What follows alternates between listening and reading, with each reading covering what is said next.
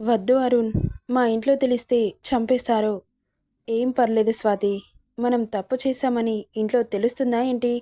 అయినా త్వరలో పెళ్లి చేసుకుంటాంగా అంటూ ఆమెను మాటలతో లొంగదీసుకున్నాడు అరుణ్. నైట్ అంతా అతని మాయలో మునిగిన స్వాతి మార్నింగ్ లేచి చూసేసరికి ఒంటి మీద నూలు పోగులేదు. పక్కన అరుణ్ కనిపించలేదు. అరుణ్, అరుణ్ అంటూ అరిచింది. ఆ ఫ్లాట్ అంతా వెతికింది. ఎక్కడా కనిపించలేదు. కాల్ చేస్తే స్విచ్ ఆఫ్ వస్తోంది. అప్పుడు బోధపడింది ఏంటయ్యా అంటే అరుణ్ ఆమెని మోసం చేశాడు అని.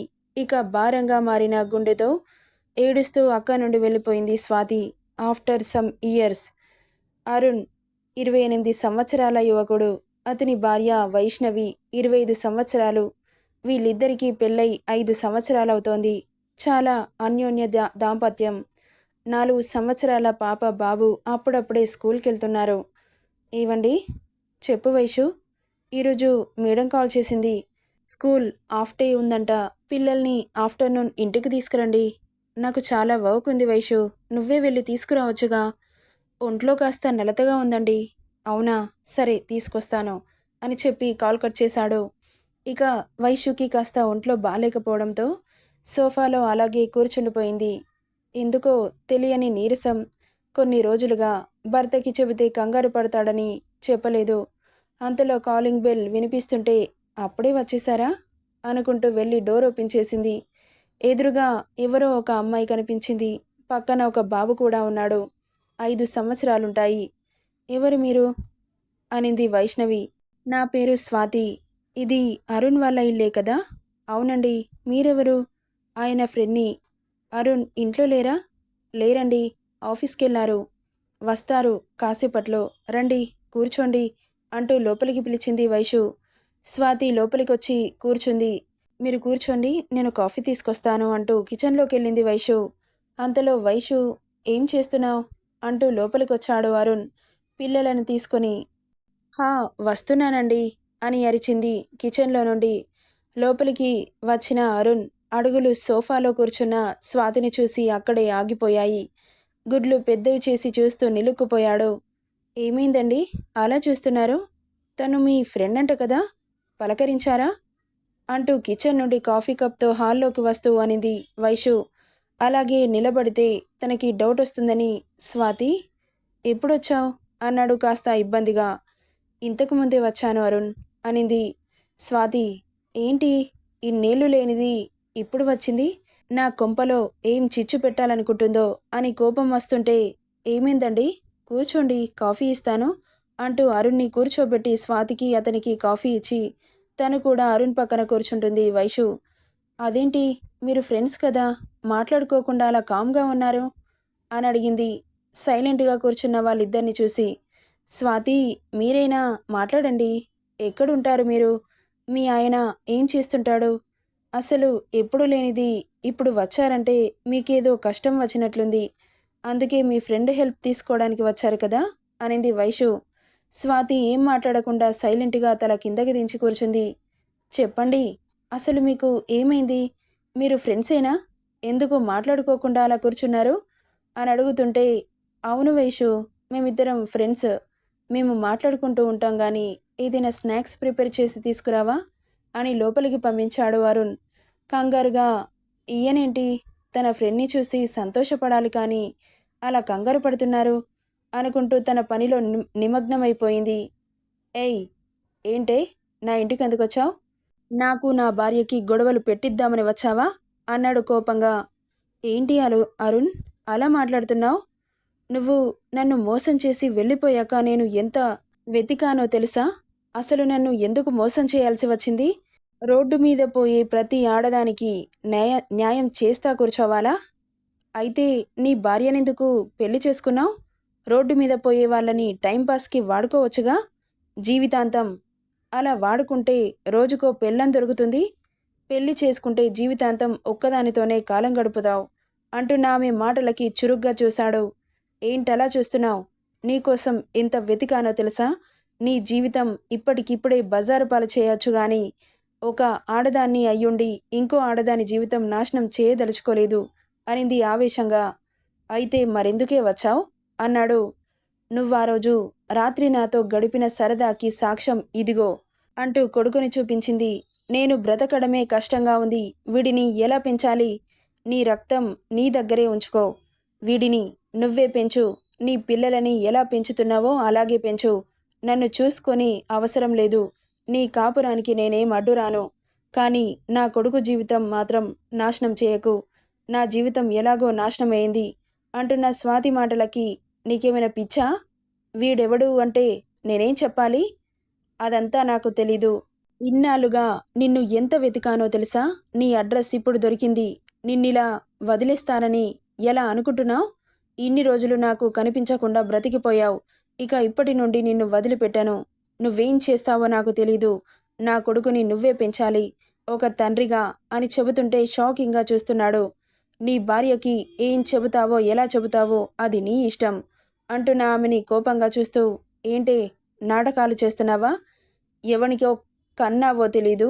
వాడిని తెచ్చి నా కొడుకు అని చెబితే నేను ఎలా నమ్మమంటావ్? అంటున్న అతని మాటలకి అరుణ్ అనింది ఆవేశంగా. అందరూ నీలాగే సందుకో సంసారం చేస్తారనుకున్నావా? అంటున్న ఆమె మాటలకి చేయెత్తాడు కోపంగా. అప్పుడే కిచెన్ నుండి బయటకొచ్చిన వైషు వాళ్ళిద్దరినీ అలా చూసి ఒక్కసారిగా స్థానువైంది. తల తిప్పి చూసిన అరుణ్కి ఎదురుగా వైషు కనిపించింది. వైషు అన్నాడు ఫేక్ స్మైల్ ఇస్తూ. ఇక్కడేం జరుగుతుందండి? ఆ అమ్మాయి ఎందుకు మిమ్మల్ని అలా తిడుతుంది? అసలేం జరిగింది? మీ ఇద్దరూ ఎందుకలా తిట్టుకుంటున్నారు అని అయోమయంగా అడుగుతుంటే, ఏం లేదు వైషు, తనకి డబ్బు అవసరం ఉందంట, అడుగుతుంటే అని అంటున్న అరుణ్ మాటలకి సాటి స్నేహితుడిగా ఇవ్వొచ్చు కదా. ఇస్తే ఏమవుతుందండి? మీ ఫ్రెండే కదా. పాపం రాక రాక ఇంటికొస్తే తనని బాధ పెడతారా అంటున్న తనకి ఏం చెప్పాలో అర్థం కాక, అయ్యో వైషు, నీకెలా చెప్పాలో నాకు అర్థం కావట్లేదు. అదేకంగా దాని కొడుకుని నా కొడుకుగా పెంచాలంటుంది అనుకొని తనకి నేనిచ్చే డబ్బు సరిపోదంట వైషు, ఇంకా ఎక్కువ కావాలంట. మనమే కాస్త ప్రాబ్లమ్స్లో ఉన్నాం కదా అనగానే డౌట్గా చూసింది వైషు. ఎవరైనా డబ్బిస్తే ఇంత కావాలి అంత కావాలి అని డిమాండ్ చేస్తారా? ఎంత ఇస్తే అంత తీసుకుంటారు కానీ.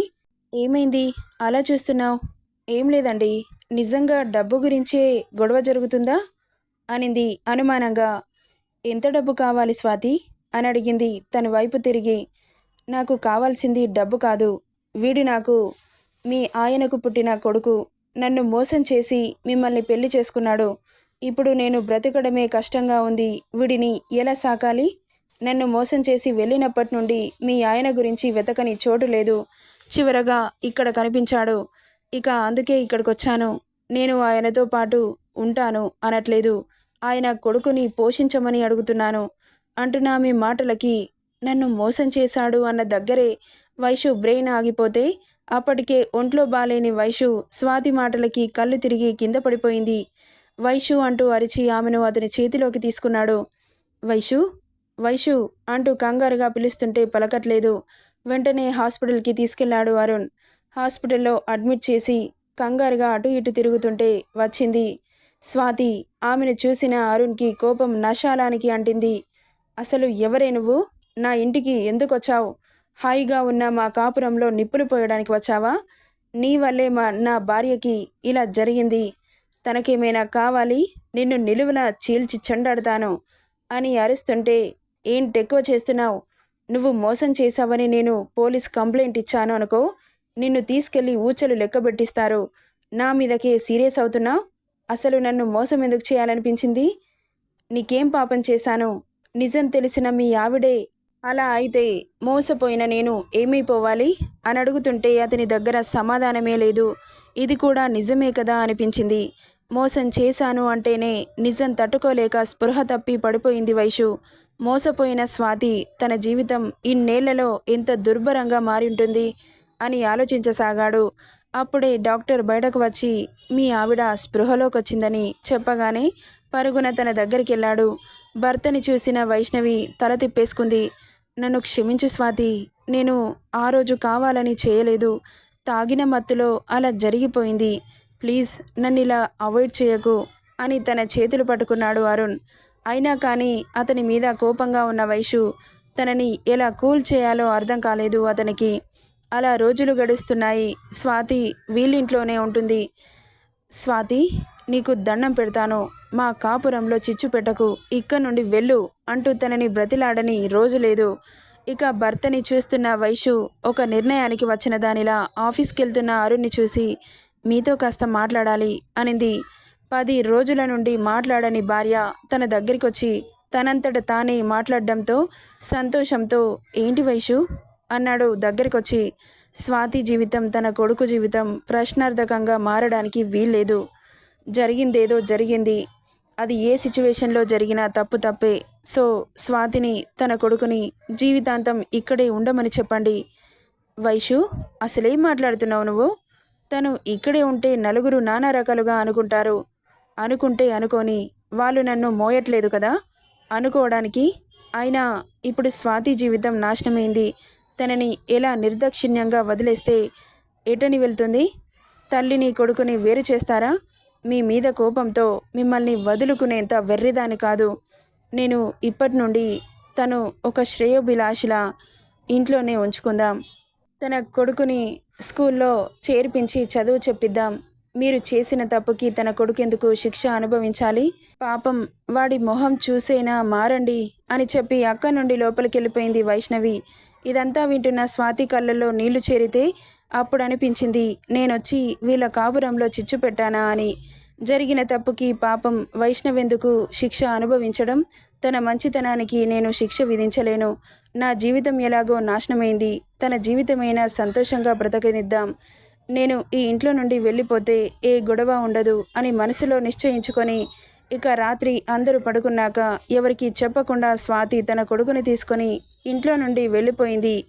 తెల్లారి లేచి చూసేసరికి ఇంట్లో స్వాతి కనిపించకపోవడంతో, మీరే కదా తనని ఇంట్లో నుండి వెళ్ళిపోమన్నారు, అందుకే వెళ్ళిపోయింది అంటూ వైషు గొడవ చేస్తుంటే, నన్ను నమ్ము వైషు, నేను పంపించలేదు, మన పిల్లల మీద ఒట్టు అంటున్న భర్త మాటలని నమ్మింది వైషు.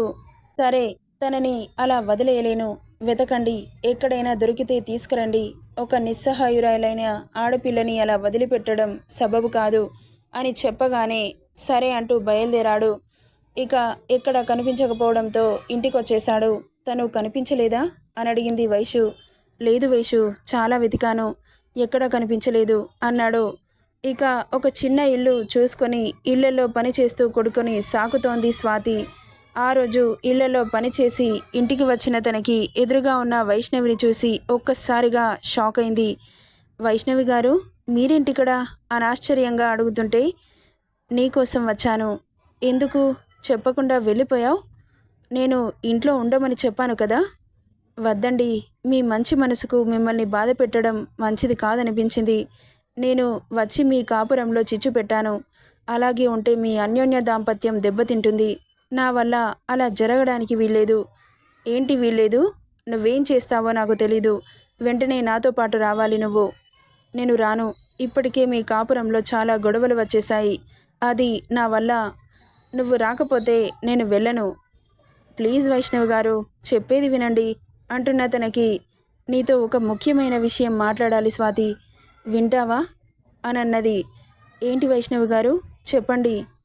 గారు అవసరం లేదు, అక్క అని పిలువు అనగానే ఆశ్చర్యంగా చూసింది. అవును, ఇప్పటి నుండి నన్ను అక్క అని పిలువు అంటూ తనని దగ్గర కూర్చోబెట్టుకొని ఏదో చెప్పింది. ఆ మాటకి కళ్ళల్లో నీళ్లు చేరి, సరే తప్పకుండా వస్తాను అంటూ అక్క నుండి ఇంటికి బయలుదేరారిద్దరు. ఇంట్లో స్వాతిని చూసిన అరుణ్ ఆశ్చర్యపోయాడు. ఇలా వచ్చింది అనుకుంటున్నావా? నేనే తీసుకొచ్చాను అనింది. ఇకేం మాట్లాడలేదు అరుణ్. అలా రోజులు గడుస్తున్నాయి. స్వాతి తన కొడుకుని స్కూల్కి పంపిస్తోంది అరుణ్ పిల్లలతో పాటు. స్వాతికి వైష్ణవి పిల్లలు కూడా తన కన్న కొడుకుల్లా వాళ్ళని కూడా చూసుకుంటోంది. ఇంట్లో పనులన్నీ కూడా స్వాతినే చేసి పెడుతుంది. అరుణ్ స్వాతి ప్రవర్తనకి తన మీద సాఫ్ట్ కార్నర్ మొదలైంది. లైట్గా మాట్లాడడం, తనిచ్చిన కాఫీ తాగడం. అలా ఒకరోజు అరుణ్, వైషు కాఫీ తాగుతున్నారు. స్వాతి కిచెన్లో వంట చేస్తోంది. ఇక ఒక్కసారిగా వైషు చేతిలో ఉన్న గ్లాస్ కింద పడిపోయి వైషు కూడా అలాగే స్పృహ తప్పి పడిపోయింది. వైషు అంటూ గట్టిగా అరిచాడు అరుణ్. ఆమె కింద పడి గిలగిలా కొట్టేసుకుంటుంది. వెంటనే హాస్పిటల్కి తరలించాడు. తనని ఎమర్జెన్సీ వార్డ్కి షిఫ్ట్ చేసి ట్రీట్మెంట్ అందించారు డాక్టర్స్. టెన్షన్గా బయట అటు ఇటు తిరుగుతున్నారు స్వాతి, అరుణ్. ఐసీయూ నుండి డాక్టర్ క్యాప్ తీస్తూ బయటకు వస్తుంటే, డాక్టర్, నా భార్యకి ఎలా ఉంది అని కంగారుగా పరిగెత్తుకుంటూ దగ్గరికెళ్లారు. షీ ఈజ్ నో మోర్ అనగానే అతని మాటకి బ్రెయిన్ స్ట్రక్ అయిపోతే శిలలా నిలబడిపోయాడు అరుణ్. స్వాతి అక్క అంటూ అక్కడే కూలబడి ఏడుస్తూ ఉంది. అరుణ్ తేరుకొని వైషు అంటూ గట్టిగా అరిచాడు. స్వాతి గబుక్కున లేచి అరుణ్ దగ్గరికెళ్ళి ఓదార్చడానికి చాలా ట్రై చేసింది, కానీ ఆమె వల్ల అవ్వలేదు. ఇక అలా రోజులు గడుస్తున్నాయి. అరుణ్ వైష్ణవి జ్ఞాపకాల నుండి బయటకి రావట్లేదు. అతన్ని ఎంత బయటకు తీసుకురావాలని ట్రై చేసినా ఆమె వల్ల అవ్వట్లేదు. ఇక ఎందుకో సడన్గా ఆ రోజు ఇంటికి వచ్చి మాట్లాడిన వైష్ణవి మాటలు చెవిలో మారుమ్రోగాయి స్వాతికి. నేను మీ ఇంటికి వస్తే మీ ఇద్దరు ప్రేమగా ఉండలేరు వైష్ణవి గారు. ప్లీజ్ నన్ను అర్థం చేసుకోండి, నన్ను వదిలేయండి, మీరు హ్యాపీగా ఉండండి అంటున్న స్వాతి మాటలకి, ప్లీజ్ స్వాతి, నేను చెప్పేది విను, నేను ఎక్కువ రోజులు బ్రతకను, నాకొక డిసీజ్ ఉంది. ఏమైంది మీకు అని కంగారుగా అడుగుతుంటే, నాకు వైట్ బ్లడ్ సెల్స్ ఎక్కువగా ఉంటాయి, వాటిని కంట్రోల్ చేయడం డాక్టర్ వల్ల అవ్వట్లేదు, ఉండే వాటికంటే హెవీగా ఉండడంతో ఎప్పుడు చనిపోతానో చెప్పలేమని డాక్టర్ చెప్పారు అని చెప్పగానే అలాగే షాక్ కొట్టినట్లు చూస్తూ ఉండిపోయింది స్వాతి. అసలు నువ్వు ఏం మాట్లాడుతున్నావు వైష్ణవి? అవును స్వాతి, నేను ఎక్కువ రోజులు బ్రతకను, నా పిల్లలు నా భర్త అనాథవుతారు, నాకిప్పుడు నీ అవసరం ఉంది, నువ్వు నేను పోయాక నా పిల్లలని నా భర్తని జాగ్రత్తగా చూసుకో, ఇది నా ఆఖరి కోరిక అని చెప్పడంతో తన కోరిక మేరకు ఇంటికొచ్చింది స్వాతి. తన డిసీజ్ గురించి అరుణ్ దగ్గర ఎప్పుడు డిస్కస్ చేయలేదు. డాక్టర్ తనకి చెప్పాలని చూస్తుంటే, ఏ విషయమైనా నాతో చెప్పండని డాక్టర్ని అడిగి మరీ తెలుసుకుంది. తనకి హెల్త్ ఎందుకు బాగుండట్లేదని ఓపెన్గా చెప్పిన డాక్టర్ ఈ విషయం తన భర్తకి చెప్పకూడదని చెప్పింది వైషు. సోఫాలో కూర్చొని ఆలోచిస్తున్న స్వాతిని కదిపాడు అరుణ్. మొదటిసారి మాట్లాడిస్తున్న అరుణ్ని చూసి ఆశ్చర్యపోతూ, చెప్పండి, చాలా హెడేక్గా ఉంది, కాఫీ తీసుకురావా అన్నాడు. అతను కూడా సోఫాలో కూర్చుంటూ. అతను అడగడం ఆలస్యం సంతోషంగా కిచెన్లోకి వెళ్ళి కాఫీ కలిపి అరుణ్కి తెచ్చిచ్చింది. కాఫీ తాగి సోఫా వెనక్కి వాలి కళ్ళు మూసుకున్నాడు. అతని చెయ్యి మీద చెయ్యి వేసి, ప్లీజ్ అరుణ్, ఇంకెప్పుడు మూవ్ ఆన్ అవుతావు చెప్పు, మనిద్దరం కలిసి ఉండాలన్నదే అక్క కోరిక.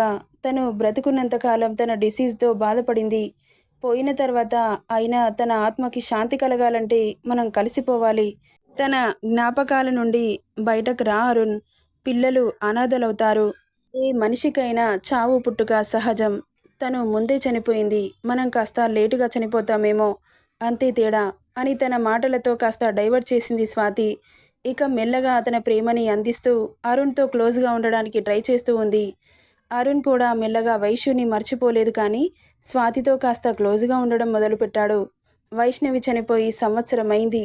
ఒకరోజు ఇల్లంతా చాలా పీస్ఫుల్గా ఉంది. పిల్లలు పడుకున్నారు. స్వాతి అరుణ్ కోసం ఎదురు చూస్తూ ఉంది. అప్పుడే వచ్చాడు అరుణ్. ఏమైంది అరుణ్, ఈరోజు ఎందుకు ఇంత లేట్ అయింది? సారీ స్వాతి అంటూ తన చేతిలో మల్లెపూలు స్వీట్ బాక్స్ పెట్టి ఫ్రెష్ అవ్వడానికి వాష్రూమ్కి వెళ్ళాడు. ఆశ్చర్యంగా చూసింది వాటిని. కాసేపటికి అతను ఎందుకు ఇచ్చాడో అర్థమయ్యి సిగ్గుతో ఆమె బుగ్గలు ఎర్రగా మారాయి. ఇక భర్త వచ్చేసరికి డిషెస్ అన్ని డైనింగ్ టేబుల్పై సర్ది చీర కట్టుకోవడానికి రూమ్కి వెళ్ళింది. ఆమె చీర కట్టుకుంటుండగా సడన్గా నడుం మీద చేతులు తాకిన ఫీలింగ్. ఒక్కసారిగా ఉలిక్కిపడి వెనక్కి తిరిగింది. ఇంచు దూరంలో అరుణ్ కనిపించాడు. గుండె జల్లుమంది ఆమెకి. అతన్ని చూడగానే కంగారుగా దూరం జరుగుతుంటే అలా జరగకుండా ఆమె చేయి పట్టి దగ్గరికి లాక్కొని, సారీ స్వాతి, నీకు చాలా అన్యాయం చేశాను, కనీసం ఈ రకంగానైనా నన్ను నా తప్పుని సరిదిద్దుకోనివ్వు అంటూ ఆమెను హత్తుకుంటుంటే, ఆగండి, డిన్నర్ చేశాక అంటూ నవ్వింది చిన్నగా. సరే అంటూ ఇద్దరూ కలిసి డిన్నర్ చేసి కాసేపు గార్డెన్లో అలా వాక్ చేసి లోపలికొచ్చారు. ఇప్పటి నుండి నిన్ను దూరం పెట్టదలుచుకోలేదు స్వాతి, నన్ను మనస్ఫూర్తిగా నీ భర్తగా స్వీకరిస్తావా అన్నాడు ఆమె చేతులని పట్టుకొని. కన్నీళ్లతో అతన్ని చూసింది. నేను కూడా మిమ్మల్ని చాలా బాధ పెట్టాను, నన్ను కూడా క్షమించండి అంటూ అతని కాళ్ళని నమస్కారం చేసింది. భుజాలు పట్టి పైకి లేపి స్వాతిని గట్టిగా హత్తుకున్నాడు. ఇక లైట్స్ ఆఫ్ చేసి ఇద్దరి మధ్య మాటలు కరువయ్యాయి. రాత్రంతా వాళ్ళ ప్రేమకి గుర్తుగా ఎన్నో స్వర్గ సుఖాలని చవిచూశారు.